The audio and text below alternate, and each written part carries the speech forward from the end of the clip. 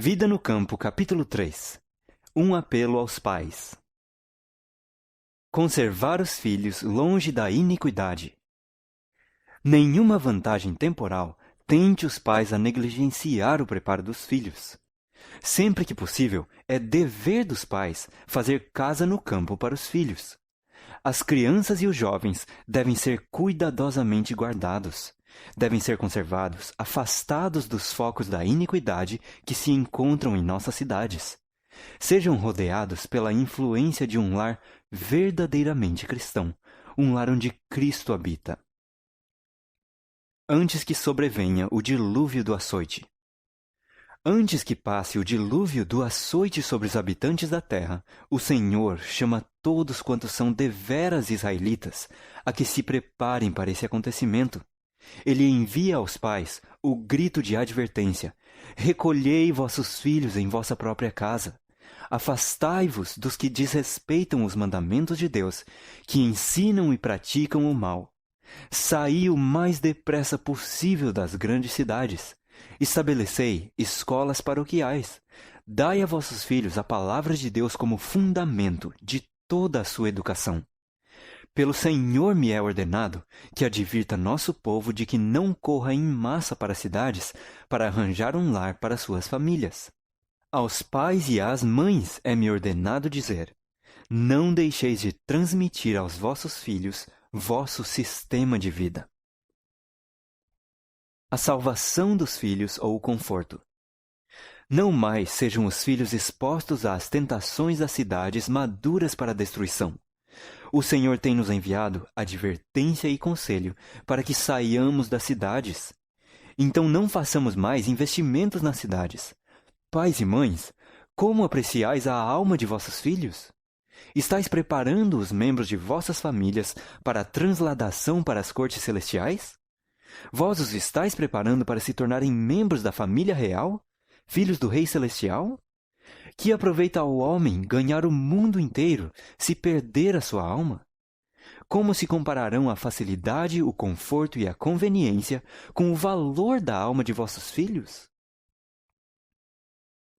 Lugares retirados, onde obter as qualidades cristãs.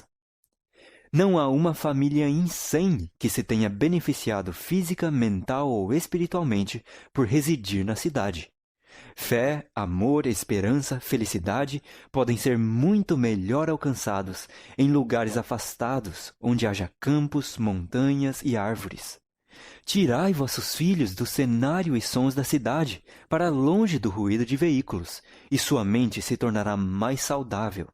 Será mais fácil levar-lhes ao coração a verdade da palavra de Deus.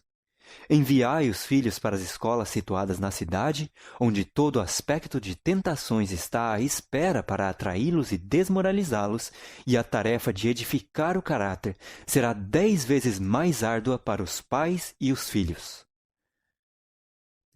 O refúgio de lugares no campo. Compreendam os pais que o preparo dos filhos é uma obra importante na salvação de almas.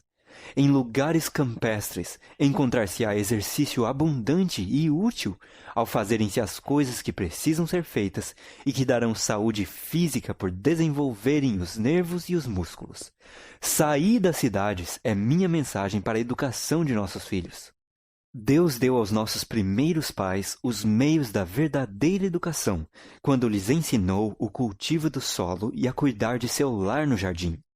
Depois da entrada do pecado, pela desobediência às ordens do Senhor, a obra de cultivo do solo que devia ser feita foi grandemente multiplicada, pois a terra, devido à maldição, trouxe espinhos e cardos. Mas o trabalho em si mesmo não foi dado por causa do pecado. O grande mestre abençoou, ele mesmo, a obra de cultivo do solo. Como nos dias de Noé. É propósito de Satanás atrair os homens e mulheres para as cidades, e para alcançar seu objetivo, inventa toda sorte de novidades e divertimentos, toda espécie de provocação. E as cidades da terra hoje vão se tornando como as cidades de antes do dilúvio. Devemos ter contínua preocupação ao vermos o cumprimento das palavras de Cristo. E como foi nos dias de Noé, assim será também a vinda do Filho do Homem. Mateus 24:37. Nos dias anteriores ao dilúvio, inventou-se toda sorte de divertimentos para levar homens e mulheres à negligência e ao pecado.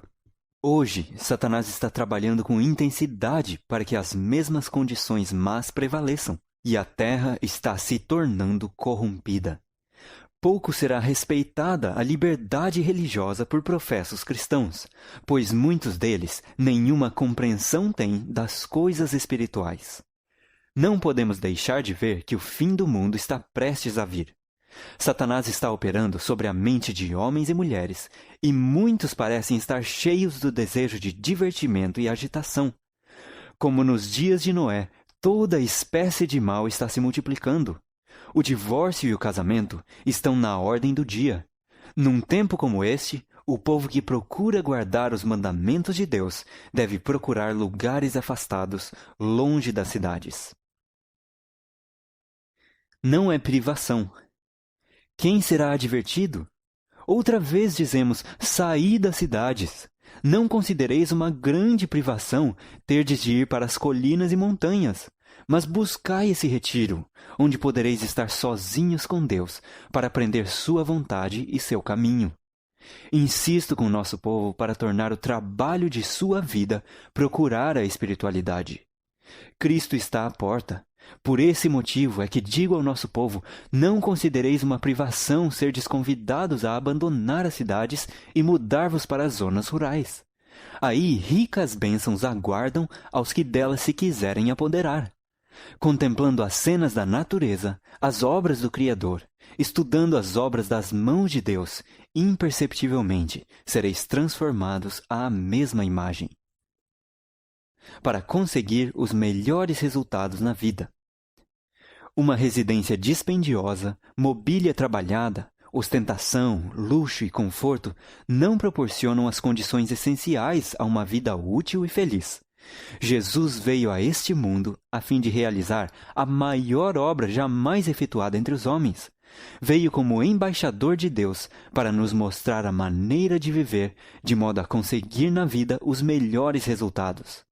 Quais foram as condições escolhidas pelo Pai Infinito para seu Filho? Uma habitação isolada nas colinas da Galileia, um lar mantido pelo trabalho honesto e respeitável, vida de simplicidade, luta diária com as dificuldades e provações, abnegação, economia e serviço paciente, feito com contentamento. A hora de estudo ao pé de sua mãe, com o rolo aberto das Escrituras. A serenidade da alvorada ou o crepúsculo no verdor do vale. O sagrado ministério da natureza, o estudo da criação e da providência, a comunhão da alma com Deus. Tais foram as condições e oportunidades dos primeiros anos de vida de Jesus. A herança campestre de homens nobres. O mesmo acontece com a maioria dos melhores e mais nobres homens de todos os séculos. Lede a história de Abraão, Jacó, José, Moisés, Davi e Eliseu. Estudai a vida dos homens de épocas posteriores, que mais honrosamente ocuparam posições de confiança e responsabilidade, homens cuja influência foi mais eficaz no reerguimento do mundo. Quantos deles não foram criados num lar campestre? Pouco conheciam de luxo. Não gastaram o tempo da juventude em diversões. Muitos deles foram obrigados a lutar com a pobreza e privações. Aprenderam primeiramente a trabalhar, e sua vida ativa ao ar livre deu-lhes elasticidade e vigor a todas as faculdades. Forçados a contar unicamente com os próprios recursos, aprenderam a combater as dificuldades, a vencer os obstáculos e adquirirem ânimo e perseverança. Abrigados, por assim dizer, das más companhias, satisfaziam-se com os prazeres naturais, com uma camaradagem sã. Eram simples nos gostos e de hábitos moderados. Regiam-se por princípios e cresciam puros, robustos e leais. Ao terem que dedicar-se a um meio de vida, levavam para esse trabalho vigor físico e mental, boa disposição de espírito, capacidade de conceber e executar planos e firmeza para resistir ao mal, o que os tornava no mundo uma força positiva para o bem. Melhor do que a riqueza. A melhor de todas as heranças que podeis legar a vossos filhos é o dom de um corpo sadio, mente sã e caráter nobre. Os que compreendem o que constitui o verdadeiro êxito da vida serão sábios em boa hora. Ao escolherem um lar, terão em vista os bens mais preciosos da vida.